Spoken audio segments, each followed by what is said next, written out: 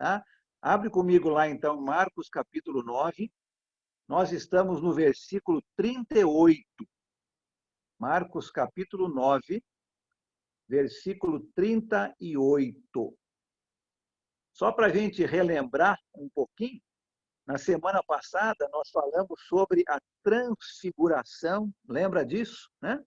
Jesus levou 3 dos seus apóstolos, Pedro, Tiago e João, com ele, e foi transfigurado, mostrando que Jesus é o mais importante de todos.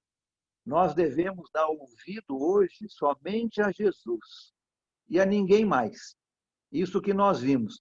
Depois nós vimos que, quando eles desceram do monte, os outros apóstolos, os outros 9, não haviam conseguido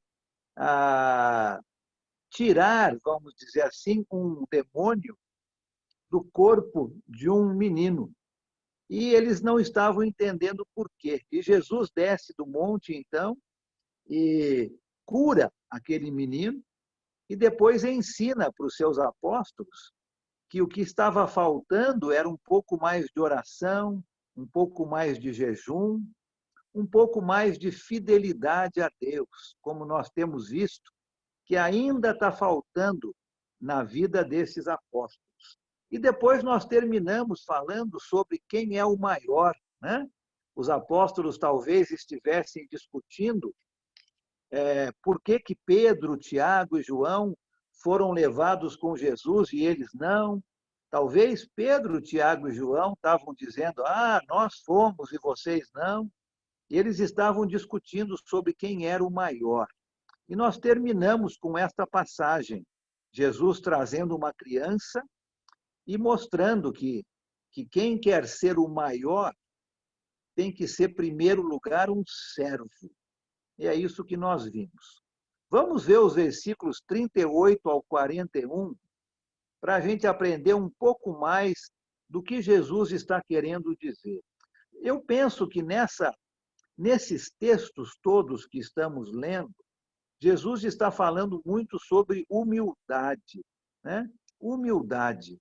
Para querer ser o primeiro, tem que ser um servo, tem que ser como criança.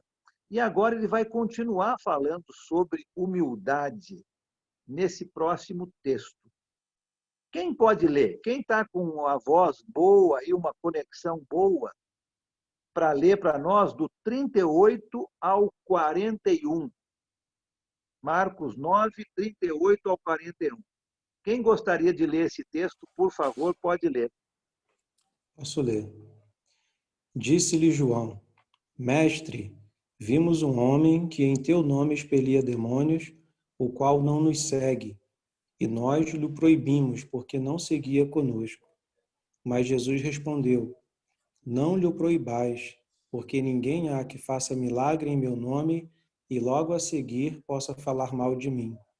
Pois quem não é contra nós é por nós. Portanto, aquele que vos der de beber um copo de água em meu nome, porque sois de Cristo, em verdade vos digo que de modo algum perderá o seu galardão. Obrigado. Olha só que interessante o que está acontecendo agora, né?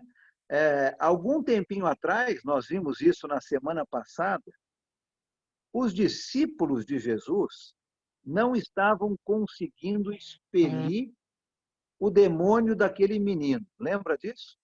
E agora eles se encontram com uma pessoa não conhecida, vamos dizer assim, que não era do grupo deles.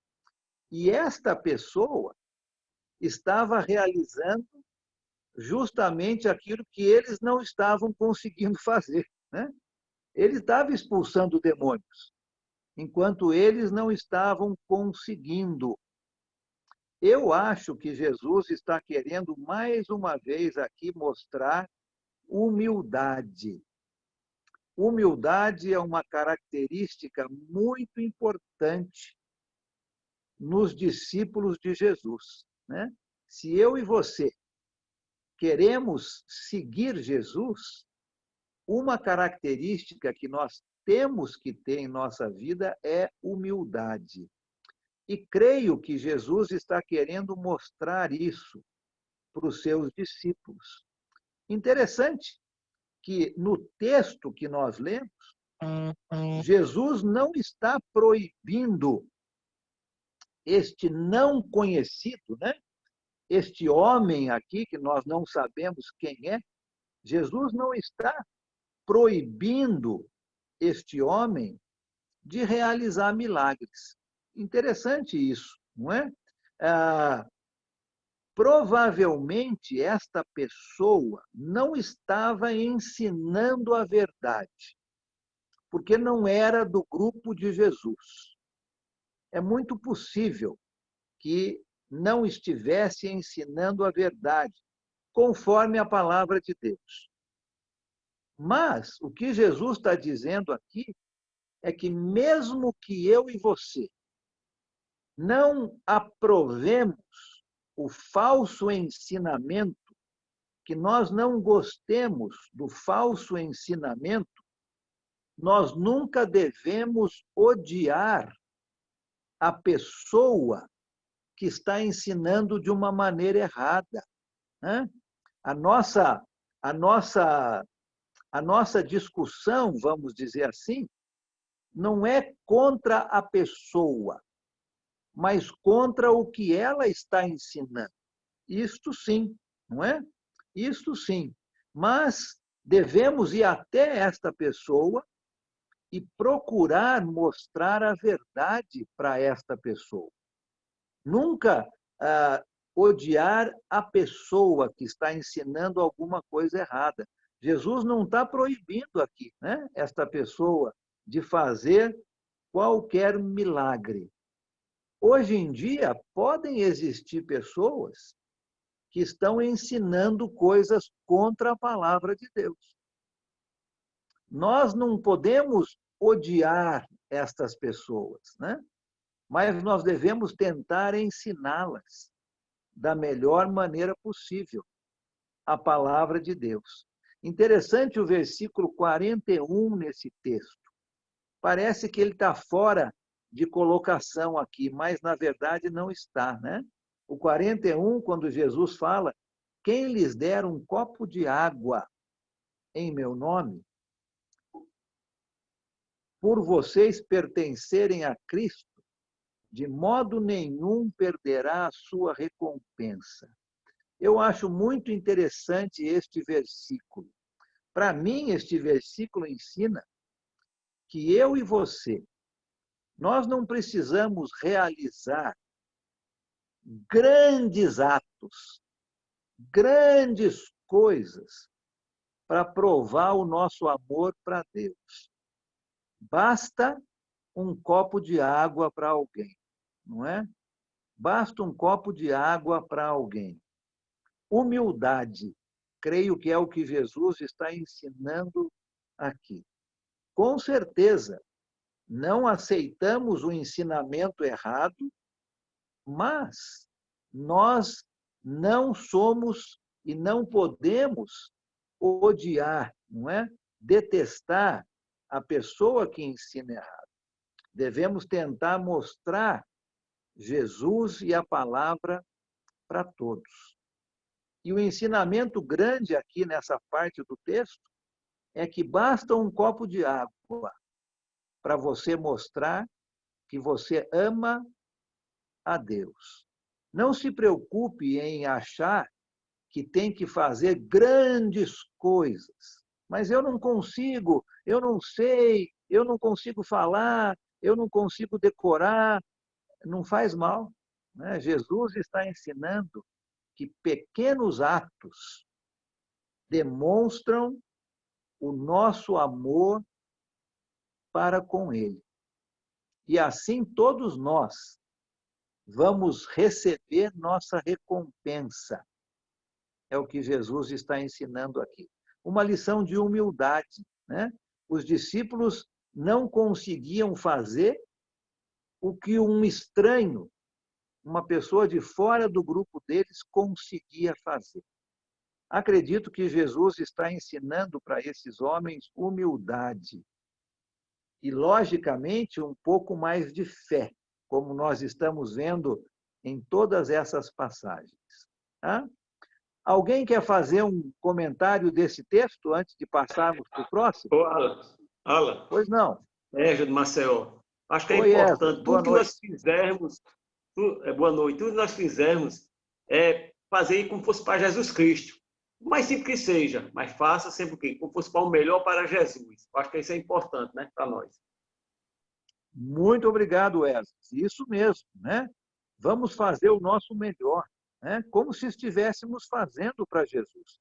Um copo de água, né? Jesus está dizendo aqui, olha, quem der um copo de água, Jesus não está dizendo, olha, quem pregar um sermão maravilhoso, né? Quem decorar todos os versículos da Bíblia, olha, quem der todos os seus bens. Não é isso que Jesus está dizendo.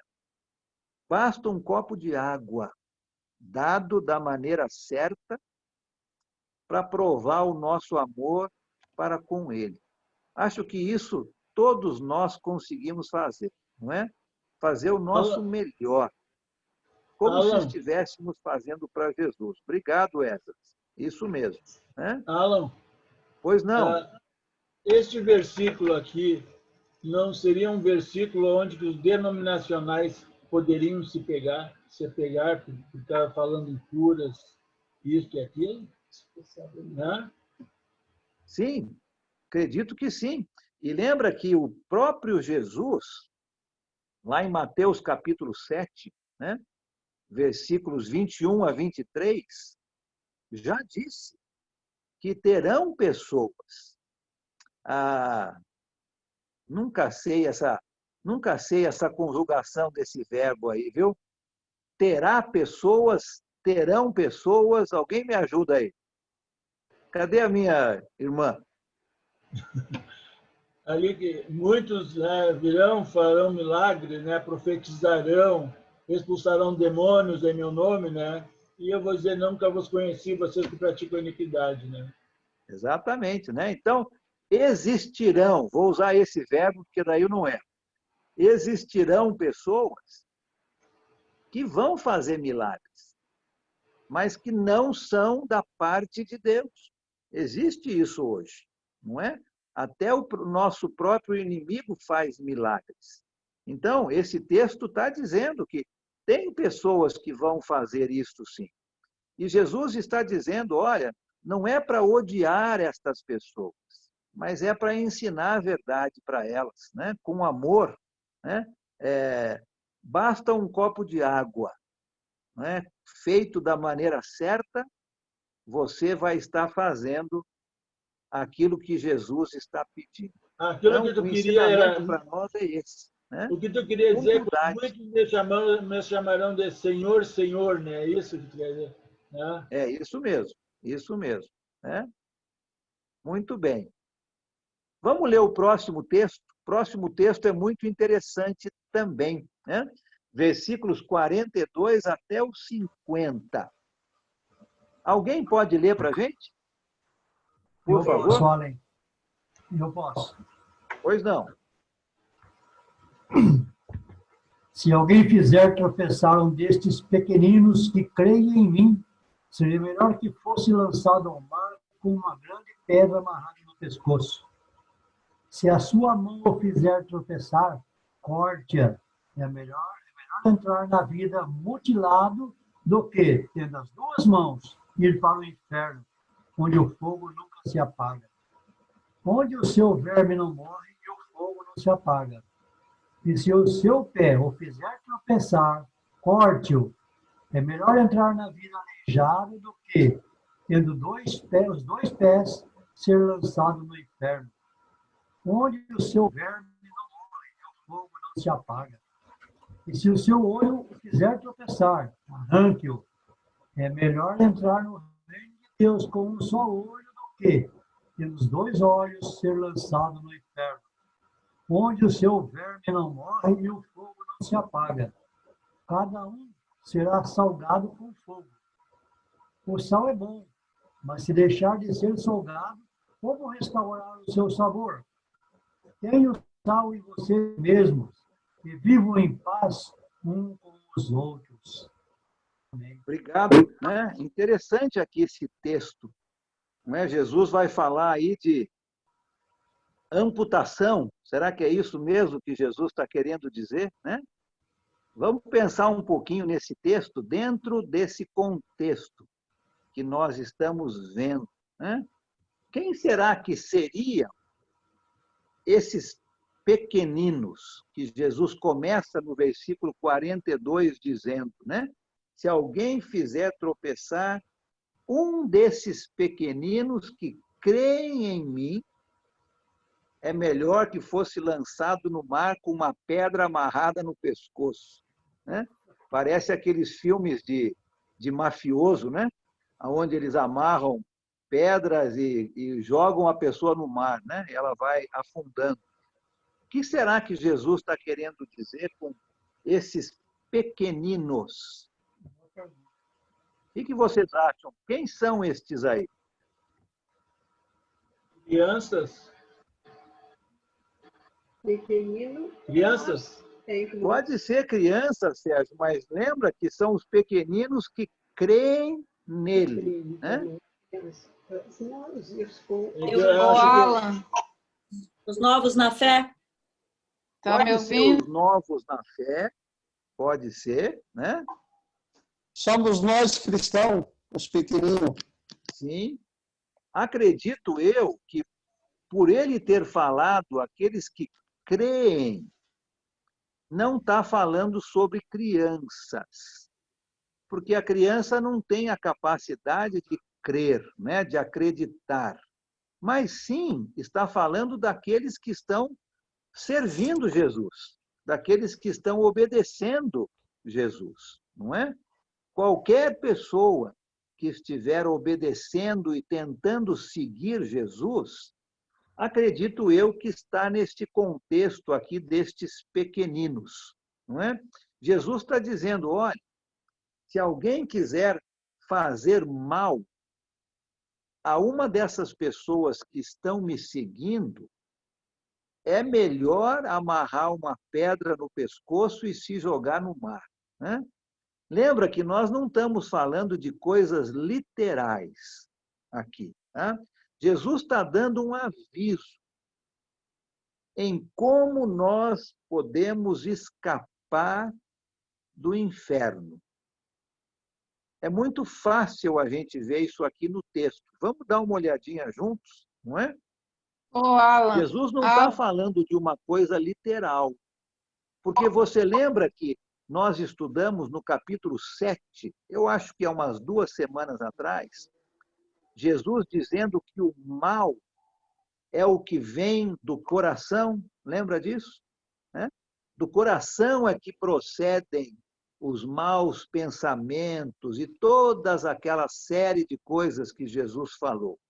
Então, Jesus não está falando de uma coisa literal aqui, no sentido de uma cirurgia, né?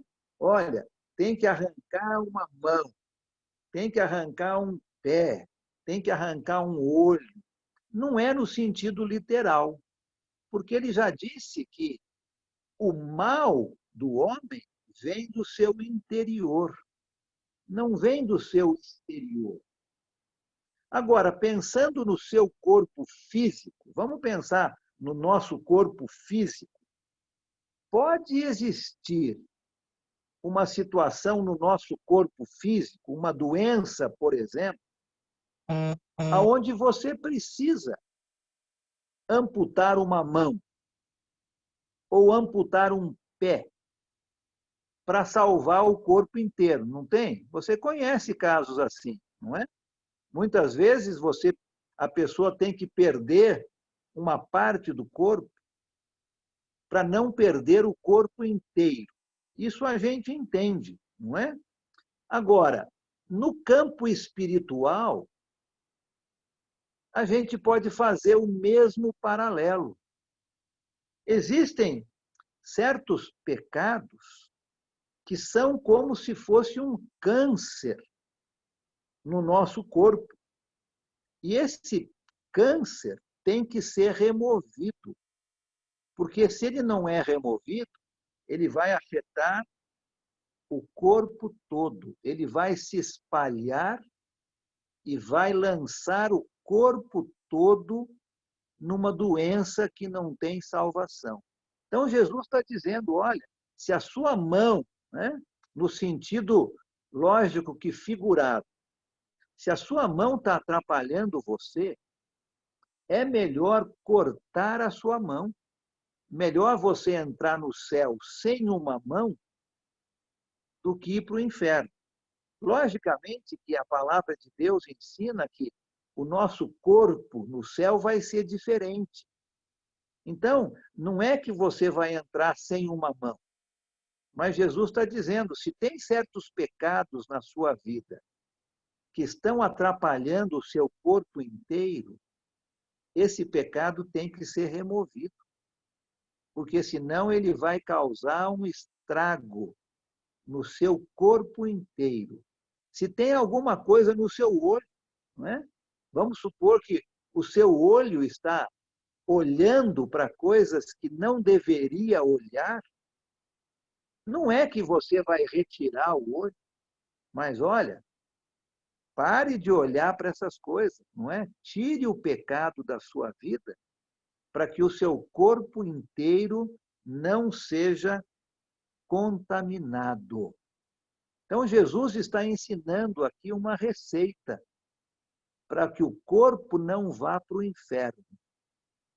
Tome cuidado com os seus pecados para que eles não se espalhem e não contaminem o corpo inteiro. É melhor parar de fazer certas coisas, deixar de fazer, como se você perdesse uma mão, perdesse um pé, perdesse um olho. É melhor você fazer isso do que deixar esse câncer, esse pecado se espalhar e você perder o seu corpo inteiro. Comentários sobre isso. Alguém tem alguma coisa que gostaria de falar?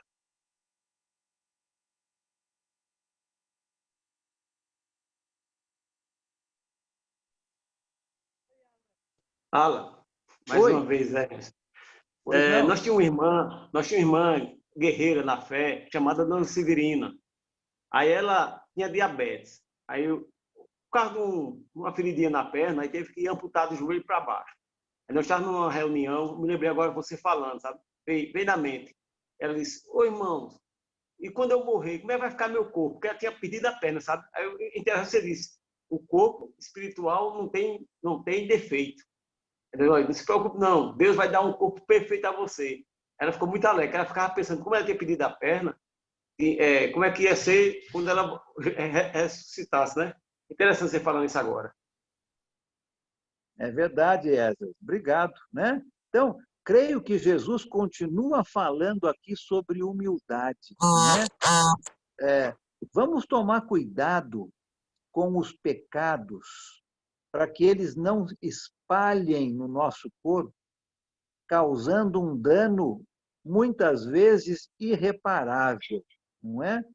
Para que a gente tenha um corpo sadio, muitas vezes precisa cortar uma parte do corpo, né? O Esdras já deu esse exemplo. Uma pessoa que tem diabetes, muitas vezes precisa cortar uma parte do seu corpo para que o corpo inteiro não sofra. Pensando no lado espiritual é a mesma coisa, mas não é uma cirurgia física, não é? É alguma coisa que nós temos que avaliar e retirar da nossa vida, para que o nosso corpo seja sadio. Então, se tem alguma coisa no seu olho que está te incomodando e te fazendo pecar, tira isso da sua vida. Se os teus pés, né, se as tuas pernas estão levando você para certos locais indevidos, para com isso.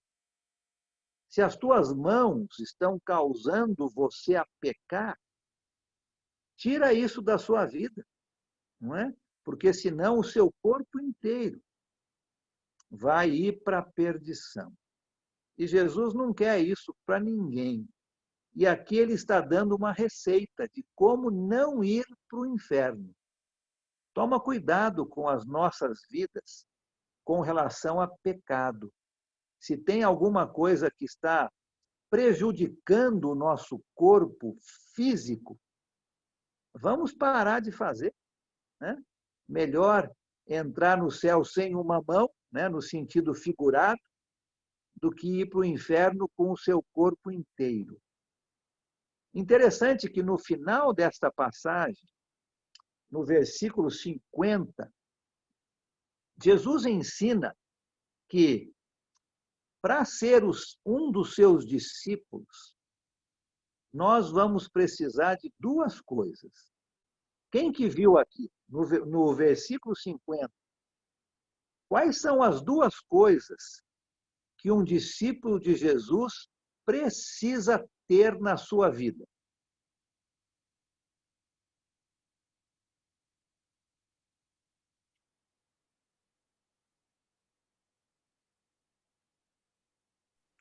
Temos que ter sal e bom sabor, né? A primeira coisa é essa mesmo aí que o Valdivino falou, né? Precisamos ter sal na nossa vida, no sentido de ter uma vida que dá sabor aos outros, né? A sua vida precisa ser uma vida que dá sabor à vida dos outros. Você já comeu comida com muito sal? Você vai colocar um pouquinho de sal e a tampa do saleiro cai fora e cai todo o sal no seu arroz? Não é uma coisa gostosa, é?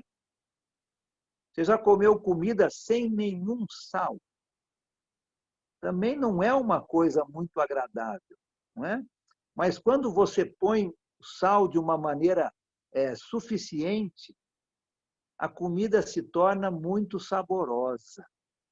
E é isso que Jesus está dizendo, né? Para ser o meu discípulo, a primeira coisa que tem que ter, Jesus diz, é uma vida que traz sabor aos outros. Uma vida que faz com que a vida dos outros seja uma vida melhor.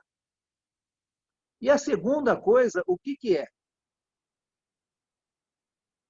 Paz. Viver em paz com todos, né? Paz, isso mesmo. Opa. Tem que ter uma vida de paz, né? Paz com os outros. E é interessante isso, né? E a grande pergunta para você e para mim hoje é esta. Você é uma pessoa que traz paz aos outros ou você é uma pessoa que tira a paz dos outros? Essa é a grande pergunta, não é? A grande pergunta também é: a sua vida está sendo uma vida que traz sabor aos outros? Uma vida que faz com que as outras vidas tenham mais sabor, sejam melhores? São perguntas para nós respondermos. Porque para ser um discípulo de Jesus, precisamos ter uma vida que traz sabor aos outros e precisamos ser pessoas de paz.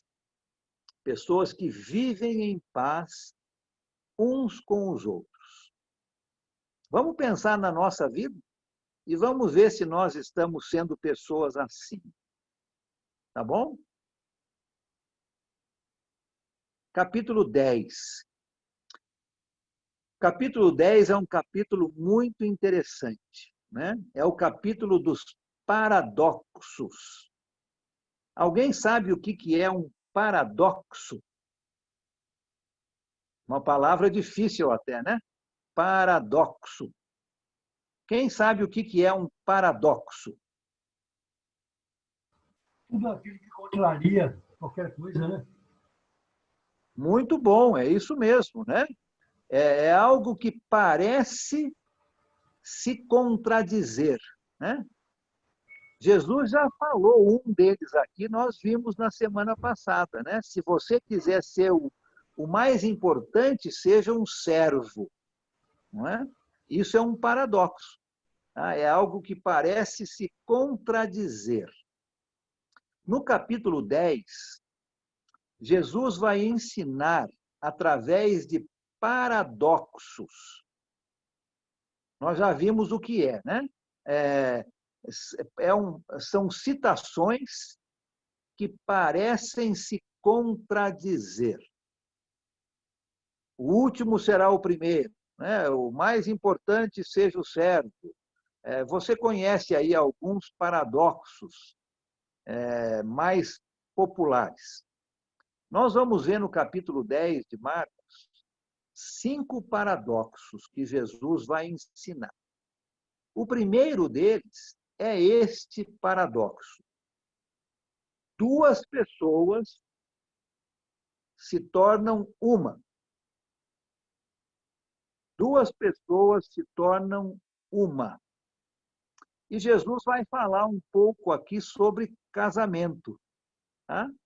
Nós não vamos passar muito tempo neste tema, porque o nosso estudo não é sobre casamento, separação, o nosso estudo não é sobre isso. Mas aqui Jesus vai falar sobre isso, ensinando sobre casamento. E aqui o paradoxo é: duas pessoas serão uma. Tá? Vamos ler esse primeiro texto e aí a gente vai comentar. Capítulo 10, vamos dividir em duas pessoas, para não ficar muito grande. Uma pessoa, por favor, pode ler do versículo 1 ao 4, e a outra pode ler, então, do 5 ao 12. Tá? 1 ao 4 e depois do 5 ao 12. Quem gostaria de começar a ler? Vou ler do 1 ao 4. Tá bom. Então Jesus saiu dali e foi para a região da Judéia e para o outro lado do Jordão. Novamente uma multidão veio a ele e, segundo o seu costume, ele a ensinava. Alguns fariseus aproximaram-se dele para pô-lo à prova, perguntando: é permitido ao homem divorciar-se de sua mulher? O que Moisés lhes ordenou? Perguntou ele. Eles disseram: Moisés permitiu que o homem lhe desse uma certidão de divórcio e a mandasse embora. Obrigado. Agora alguém do 5 ao 12.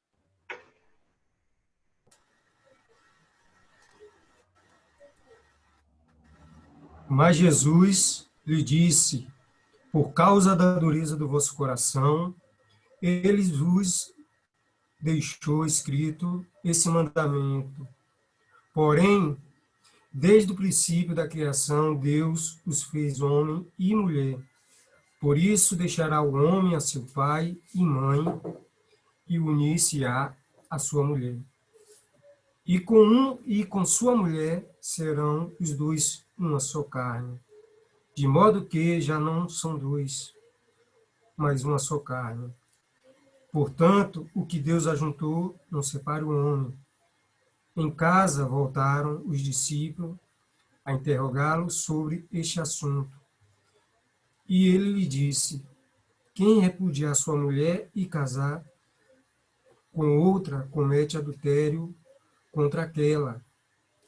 E se ela repudiar seu marido e casar com outro, comete adultério. Obrigado. Olha só que interessante aqui, né? Jesus, aqui no versículo 1, já está de novo do outro lado do Rio Jordão, na região da Judéia. Tá? Então, ele já está voltando para onde os judeus moram. A região da Judéia, onde fica a cidade de Jerusalém.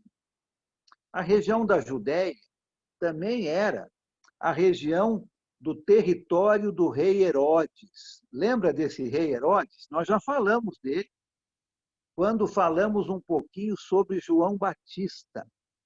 Você se lembra que Herodes prendeu João Batista exatamente porque João Batista ensinava que o casamento do Herodes estava errado, né?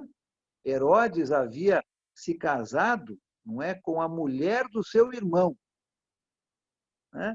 E Herodes não gostou disso e prendeu João Batista. Interessante isso, porque Jesus vai falar exatamente sobre essa situação de casamento. E quando ele chega do outro lado, lá na região da Judéia, alguns fariseus, no versículo 2, nós já estamos vendo isso no Evangelho de Marcos várias vezes. Os fariseus, os mestres da lei, os escribas, estão sempre tentando achar alguma maneira de prender Jesus. Nós já vimos isso várias vezes, né? Por inveja, por ciúmes, eles não gostavam que o povo estava seguindo Jesus e deixando de seguir a eles. E mais uma vez aqui, eles vão tentar pegar Jesus em uma situação difícil. E eles perguntam para Jesus, então, no versículo 2, é permitido o divórcio? Essa é a pergunta deles. Vamos ver o que Jesus vai falar com relação a isso, né? E Jesus, então, dá uma outra pergunta. O que Moisés ordenou para vocês, hein? Vocês não seguem Moisés? Então, o que Moisés ordenou para vocês? E eles respondem, olha, Moisés permitiu, sim, permitiu que as pessoas se divorciassem. E no versículo 5, Jesus ensina o porquê desta permissão.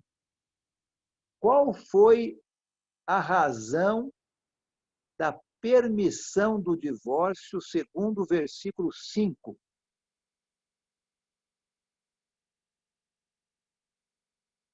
Qual foi? Dureza do coração do homem. Exatamente, né? A razão não era porque Deus queria, a razão não era porque era certo fazer, a razão era pela dureza do coração das pessoas. E Jesus vai ensinar agora aquilo que Deus já havia ensinado desde o início, antes de Moisés, não é? E ele volta lá no início, dizendo no versículo 6, no princípio, Deus fez o homem e a mulher, né? Versículo 7, por isso o homem deixa o seu pai e a sua mãe e se une à sua mulher, e os dois se tornam um só. Interessante o ensinamento de Jesus aqui, porque no ensinamento de Jesus, nós já aprendemos muita coisa sobre o casamento. O casamento deve ser um homem com uma mulher. Não como o mundo ensina hoje, né? Homem com homem, mulher com mulher. É assim que o mundo ensina hoje. Mas não é assim que Deus ensina. É um homem com uma mulher. Deus que estabeleceu o casamento e é Ele quem dá as regras, né? O casamento também, interessante aqui no versículo 7, o homem e a mulher devem começar uma nova família, né? Eles devem deixar os seus pais e começar uma nova família. E aí Jesus dá, então, esse paradoxo. Os dois se tornam um. Os dois se tornam um. Agora eles são uma família. Por causa da dureza do coração, O homem e a mulher se divorciavam. Mas não era assim a vontade de Deus, né? Deus queria o casamento para sempre, e neste casamento, os dois se tornavam um. Aqui nós temos o primeiro paradoxo nessa história, né? Duas pessoas se tornando uma. Duas pessoas se tornando uma no sentido de agora começarem uma nova família. Não é mais a família dos seus pais. Não é mais a família da noiva, a família do noivo. Agora é uma nova família, né? Duas pessoas se tornando uma no sentido da sua vida espiritual. Agora, no casamento, o homem e a mulher são unidos a Deus. Não é mais o homem com Deus, a mulher com Deus. Agora é o homem e a esposa, a mulher e o marido com Deus. Os dois se tornam um. Os dois se tornam um no sentido também da sua vida social. Antes, o marido tinha a sua vida, a mulher tinha a sua vida. Agora, no casamento, os dois se tornam um. A vida social agora não é mais de um e de outro. Agora são os dois juntos. E nós podemos aqui fazer várias aplicações com relação a dois se tornando um. Mas isso é importante dentro do casamento. Jesus aqui está mostrando o primeiro paradoxo, né? Aquela ideia que parece que se contradiz. Como é que dois pode ser um? Podem sim, né? Eles são um na sua vida espiritual, na sua vida social, no sentido de formarem uma nova família. Comentários, perguntas com relação a esse primeiro paradoxo?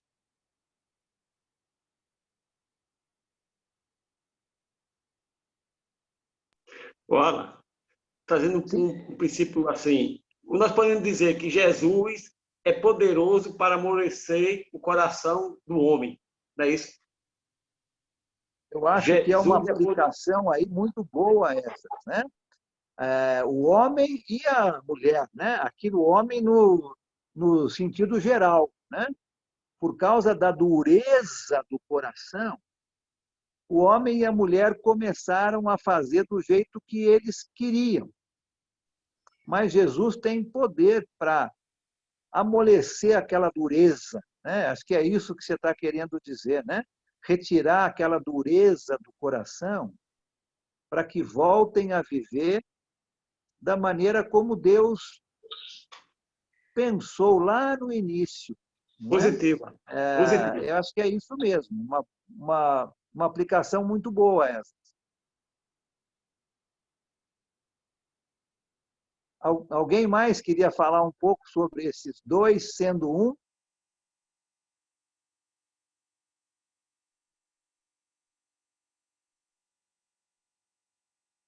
Muito bem.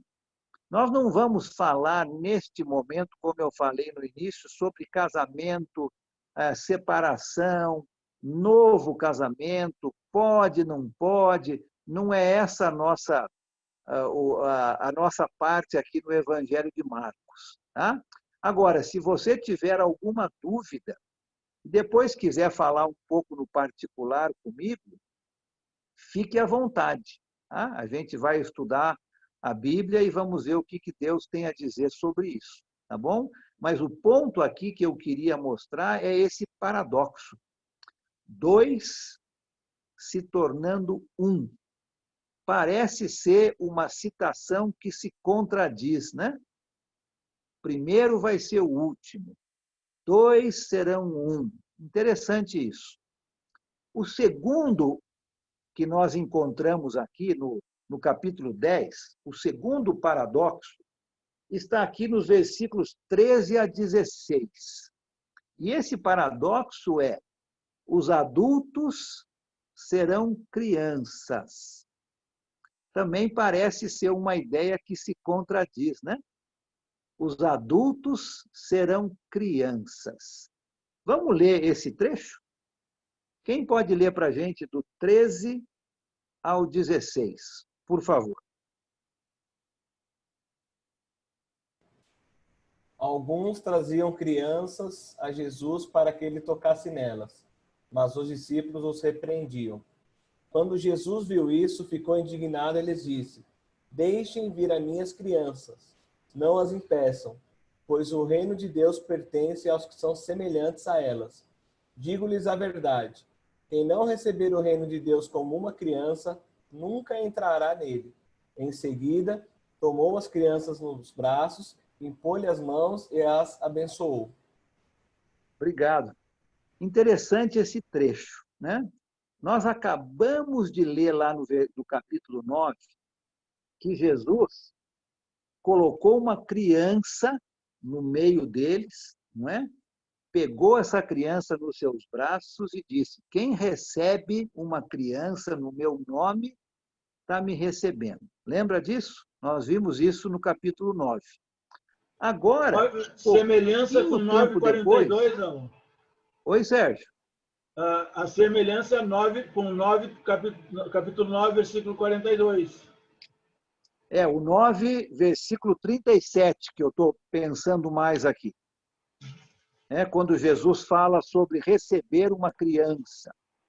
Então, Jesus já havia dado importância para a criança, né?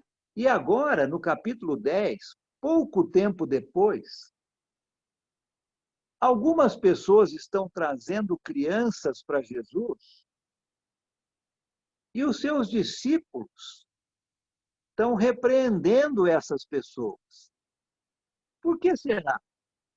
O que você acha? Qual a razão dos discípulos não permitirem, vamos dizer assim, que aqueles pais trouxessem as crianças até Jesus? Por quê? O que você pensa?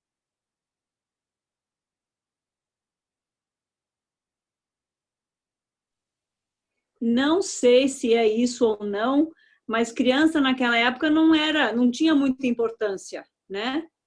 E eu acho que eles estavam vendo, tinha pessoas para curar, tinha pessoas com problemas talvez mais graves do que as crianças, ou eles queriam ouvir Jesus falar, e as crianças estavam meio que atrapalhando o que eles achavam que Jesus ia fazer, né? Não sei, é assim que eu vejo. Acho que sim, acho que é uma boa ideia, não é? Jesus estava tão ocupado, né, com o seu tempo, podia ser que essas crianças aí fossem prejudicar mais ainda o tempo pequeno que Jesus tinha, né? Acho que é uma boa ideia. O que mais? Alguém tem alguma outra ideia? Por que será que os discípulos estavam impedindo que essas crianças chegassem até Jesus? Eu pensei, foi mais ou menos o que eu pensei, que eles não queriam as crianças ali porque aquelas crianças tomariam o tempo de Jesus, enquanto Jesus tinha muitas outras coisas para fazer. Sim, eu penso que essa é uma ideia muito boa, né? Mais alguém? Alguém tem alguma outra ideia? Ô, Alan. Sim. Eu acho que é isso que você acabou de falar aí agora há pouco, a questão do 9:37, né? Quem recebe uma das crianças meu nome está me recebendo. Então, acho que eles levavam as crianças, porque o reino seria das crianças, e por analogia eles faziam essa interpretação também de que se levando as crianças estariam também recebendo a Jesus, né? Sim. Eu penso que é isso mesmo, né? Não que eles achavam, né, que a criança não tinha vez, mas eu penso que era mais nesse sentido de não importunar Jesus. Talvez para não gastar as energias, né, de Jesus. Se você já tomou conta de crianças pequenas, você entende que gasta bastante da sua energia, né? Talvez é isso. Jesus podia estar cansado, ou Jesus tinha outras coisas para fazer na mente deles, e eles estão impedindo que as crianças cheguem até Jesus. Mas olha o que Jesus faz, né? No versículo 30, no versículo 14, no finalzinho do versículo, Jesus fala que o reino de Deus pertence àqueles que são semelhantes às crianças. As crianças, então, são os melhores exemplos sobre o reino, né? Tem que ser como criança para poder entrar no reino. Nós falamos um pouco disso na semana passada, mas vamos lembrar um pouco do que a gente falou? Como que uma criança pode ser um exemplo para um adulto? Quais são algumas qualidades que a gente falou na semana passada que as crianças têm que são exemplos para os adultos? Um dos itens principais é que não são falsas, né? Eles não pregam falsidade. Né? Não tem falsidade, muito São bem, puras. é isso mesmo, ótimo. A O que mais? pureza. Qual uma outra coisa? A pureza. Pureza, isso mesmo, ótimo. Inocência. Espontaneidade. Espontaneidade, ótimo. Inocência, Dependência. muito bem. O que mais? Dependência. A criança perdoa imediatamente, né? Ela supera. Isso, né? Alguém falou dependência nos outros, sim. A criança perdoa facilmente. Confiança. Submissão. Submissão. Confiança. Qual? Confiança. Confiança, ótima palavra. Opa, excelente. Olha só quanta coisa As que crianças, Jesus está dizendo do porquê crianças são exemplos para os adultos. Volta lá no finalzinho do versículo 14. as crianças falam a verdade. Falam a As verdade. crianças não mentem. Isso, tá certo? Falam a verdade. Olha o finalzinho lá do versículo 14. O reino de Deus pertence aos que são semelhantes a elas. Os adultos serão como crianças. Se eu, hoje em dia, quero pertencer ao reino de Deus, eu preciso ser como uma criança, nas suas qualidades, né? Todas essas que vocês falaram aqui. Eu marquei algumas aqui, mas vocês falaram todas, acredito eu. Eu marquei humildade, dependência dos outros, receptividade, né? A criança está sempre receptiva, confiança. Quando uma criança tem um problema, ela leva esse problema para os seus pais, né? Uma boa qualidade nossa com relação ao nosso Deus, né? E muitas outras que vocês falaram que eu não tenho marcado aqui, que está excelente, não é? Com tudo isso, é fácil da gente notar por que Jesus está ensinando que adultos têm que ser como crianças, se quiserem entrar no reino de Deus. Não é? É um paradoxo. Como que um adulto pode ser uma criança? Parece que é um ensinamento que se contradiz. Isso é um paradoxo. Mas é no sentido dessas qualidades. Para que nós possamos entrar no reino de Deus, né? Pertencer ao reino de Deus, como o texto aqui diz, nós precisamos ser pessoas humildes, confiantes, dependentes, verdadeiras, receptivas, todas essas qualidades que vocês falaram, né? Pensa um pouco na sua vida. Como é que você está com relação a essas qualidades? Você está sendo como uma criança nesse sentido? Ou você continua como um adulto, autossuficiente, orgulhoso, não confiando em ninguém, tentando resolver os seus problemas por você mesmo, sem humildade? Olha a diferença nessas qualidades de uma criança para um adulto.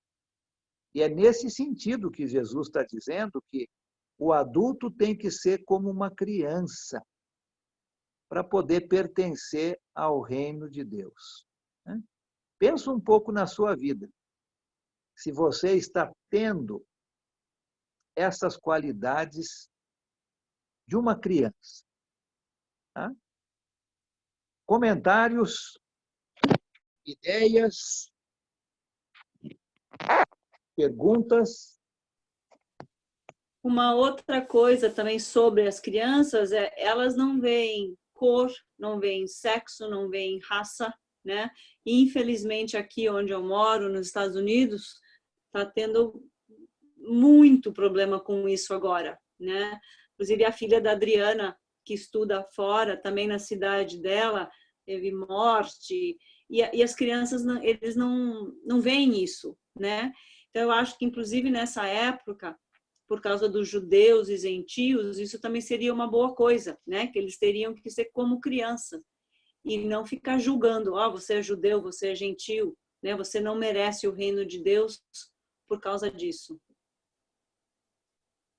Ótimo, né? Acho que essa é uma outra qualidade de criança, né? A criança vê todo mundo como se fosse igual, né? E nós deveríamos ser assim também, com certeza, né? Obrigado. É uma outra qualidade muito boa. Tá? Mais alguém quer falar alguma coisa sobre esse ponto?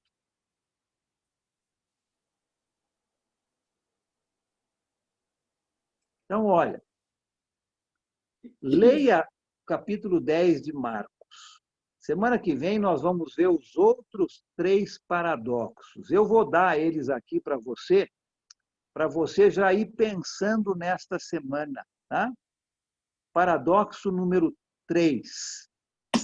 Começando aqui do versículo 17 do capítulo 10, até o versículo 31. 17 ao 31. Os primeiros serão os últimos. Os primeiros serão os últimos. Leia esse texto e já venha pronto para comentar algumas coisas. Paradoxo número 4, do versículo 32 até o 45. 32 ao 45. Os servos serão os senhores. Os servos serão os senhores. E o paradoxo número 5, dos versículos 46 até o 52. Os pobres serão os ricos. Os pobres serão os ricos. Leia o restante do capítulo 10, um capítulo grande, né? Um capítulo um pouco extenso, e nós vamos estudar esses outros 3 paradoxos na semana que vem, tá? Lembra disso, leia isso e tente achar algumas coisas interessantes para que você possa, então, comentar na semana que vem com relação a esses paradoxos. Tá bom?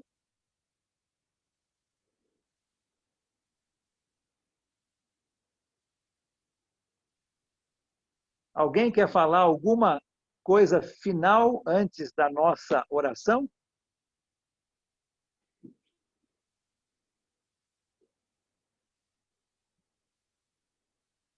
Tudo bem aí com todos? E o paradoxo que Jesus fala para Nicodemos, que ele diz que ele tem que nascer novamente, nascer de novo. E tem vários outros, né? Tem vários outros. Esse aí está no Evangelho de João, né? De João. Nós vamos ficar aqui só no Evangelho de Marcos, mas com certeza esse é um outro. Tem toda a razão, né? Existem vários outros paradoxos, mas a gente vai ficar aqui só nesses 5 aqui, por enquanto, no Evangelho de Marcos, tá bom? Muito bem. Vou pedir para o César. César, se você tiver aí com o seu som bom, você pode nos despedir fazendo uma oração final, e aí, quem quiser ficar um pouquinho mais para poder falar um oi para todo mundo, você fique à vontade, tá bom? Pode ser, César? Pode ser, sim, Alan. Vamos orar então, irmãos. Senhor, bondoso Deus, maravilhoso e eterno Pai, obrigado, Pai, por esse estudo tão maravilhoso, Pai, que nos ensina, Senhor, como devemos ser. O Senhor nos orienta pela Tua palavra, Pai, fazendo essas comparações que são tão importantes para as nossas vidas, ó Pai, que possamos não só aprender, mas praticá-las em nossa vida. Nos ajuda, Pai, através do Seu Espírito Santo, para que possamos ser como crianças, ó Pai, não manhosos, não imaturos, ó Pai, mas com todas as qualidades que nós vimos agora há pouco. Nos ajuda, Pai, a crescer espiritualmente. E obrigado, Pai, pela vida do Alan, que tem nos ensinado a Tua palavra. Pedimos ao Senhor que o Senhor abençoe o tratamento da Robin, continue com eles lá, Pai, cuidando em tudo aquilo que eles precisam fazer. Esteja conosco também, Pai, e nos orienta dia a dia, Pai. Obrigado pela Tua palavra, Pai, que nos molda e que nos regenera, Pai, naquilo que nós precisamos ser. Obrigado mais uma vez pelo Seu Filho Jesus, Pai, que deu a vida por nós, e é no nome dele que nós oramos ao Senhor e agradecemos. Amém. Amém, obrigado. Podem ligar seus microfones agora, né? E a gente conversa um pouco mais aqui com todo mundo. Obrigado, irmão, pela aula. Obrigado a todos.